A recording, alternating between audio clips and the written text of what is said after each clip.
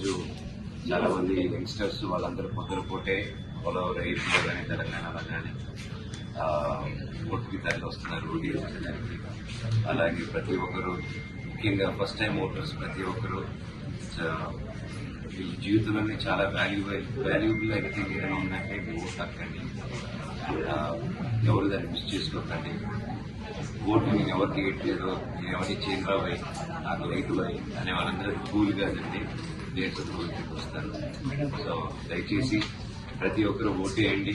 మీ ఫ్రెండ్స్ని, మీ ఇంట్లో వాళ్ళని, మీకు తెలిసిన వాళ్ళని, మీ పక్కింటి వాళ్ళని, ప్రతి ఒక్కరిని ఓటేయట్లేదని తెలిసినప్పుడు మీరు బాధ్యతగా తీసుకొని ప్రతి ఒక్కరిని ఓటేయమని ముందు తీసుకురావండి.